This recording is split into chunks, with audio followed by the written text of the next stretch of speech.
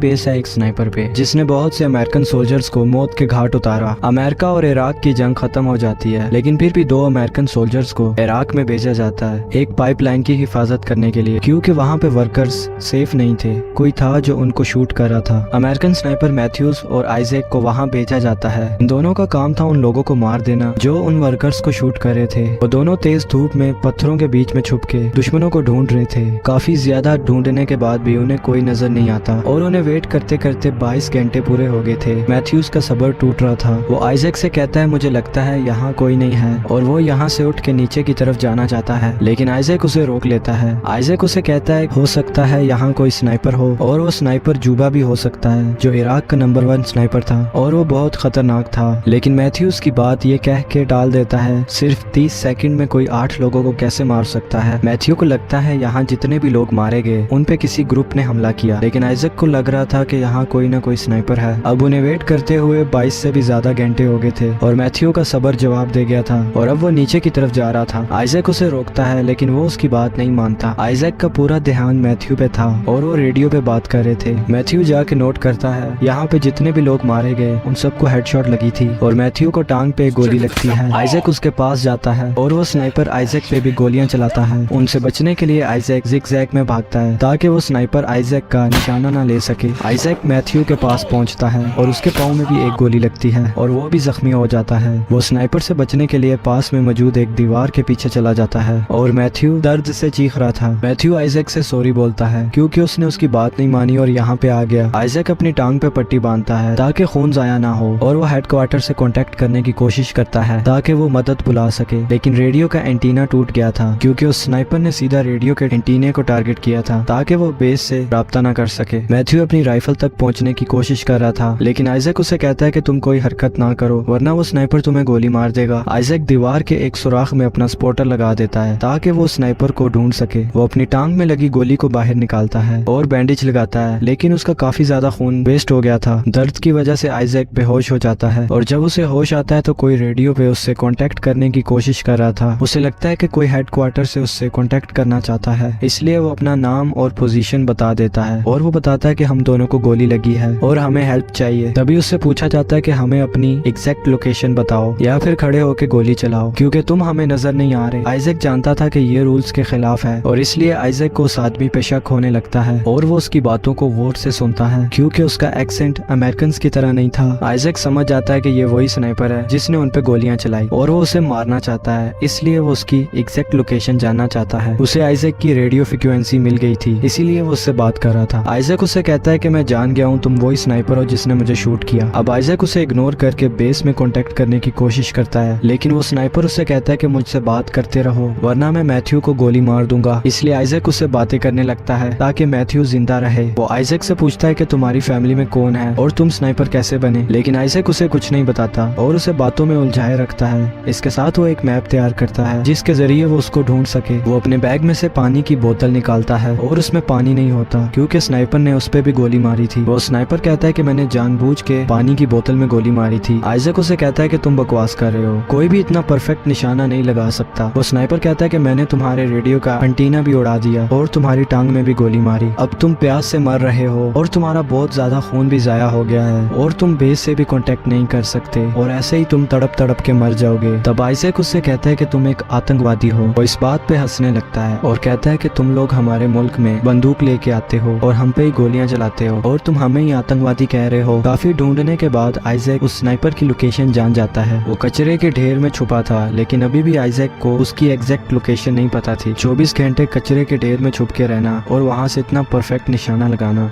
ये काम सिर्फ जुबा ही कर सकता था जिसने 50 से भी ज्यादा अमेरिकन सोल्जर्स को मौत के घाट उतारा। और उसे बहुत ढूंढने की कोशिश की गई लेकिन वो आज तक कभी मिला ही नहीं और उसे गोस्ट भी कहा जाता है। आइजैक उसे कहता है कि तुम जुबा हो, लेकिन वो आदमी जुबा होने से इनकार कर देता है और वो कहता है कि मैं एक आम आदमी हूँ। आइजैक उसकी लोकेशन पता करने के लिए अपनी गन के ऊपर जैकेट और अपना हेलमेट लगा के उसको दीवार से ऊपर करता है, लेकिन वो स्नाइपर उस पर फायर नहीं करता क्योंकि वो जानता था कि ये आइजैक की चाल है। कुछ देर बाद वहाँ आंधी चलने लगती है और आइजैक उसका पूरा फायदा उठाता है। वो एक मरे हुए सोल्जर के पास जाता है और उसका बैग उठा के वापस वॉल के पीछे छुप जाता है ताकि उसे इस बैग में से कोई जरूरी चीज मिल सके। वो वापस आता है तो देखता है कि उसका स्पॉटर टूट चुका है। रेडियो पे मैथ्यू की आवाज आती है। उसे पता चलता है कि मैथ्यू मैथ्यू अभी भी जिंदा है। वो मैथ्यू को स्नाइपर की लोकेशन बताता है और स्नाइपर को अपनी बातों में लगा के रखता है ताकि मैथ्यू राइफल तक पहुंच सके। वो स्नाइपर बताता है कि वो इराक में एक टीचर था। एक दिन अमेरिकन ने सारे बच्चों को मार दिया और तब से उसने अमेरिकन से बदला लेने का फैसला किया। तेज हवा की वजह से काफी धूल उड़ी थी, जिसकी वजह से वो स्नाइपर मैथ्यू को देख नहीं पा रहा था। इस सब के बीच मैथ्यू अपनी राइफल तक पहुंच जाता है और वो आइजैक की बताई हुई लोकेशन पे फायर करता है। मैथ्यू गन रीलोड कर रहा था,